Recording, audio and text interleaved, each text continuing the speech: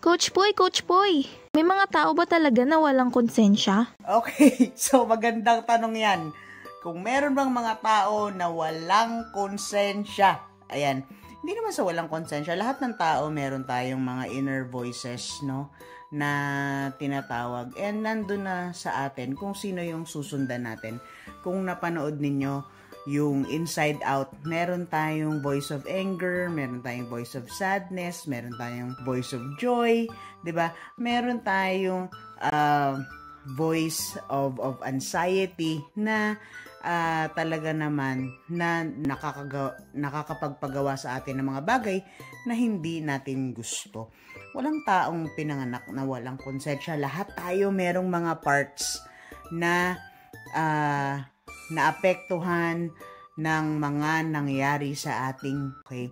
So, kung konsensya yung pinag-uusapan, these are our inner voices and hindi natin mapapakinggan yung mga magagandang sinasabi ng inner voice natin pag tayo ay nasa survival mode.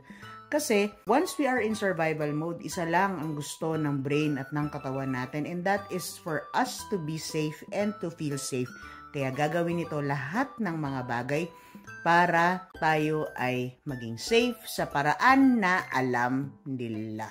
So kapag tayo ay gumagawa ng mga bagay na hindi natin gusto, pag tayo ay gumagawa ng mga bagay na nakakasakit sa kapwa natin, yung konsensya natin, ang nangyayari dyan is nawawala. Kasi feeling ng mga parts natin, yun yung tama na gawin at that right moment. Ayun.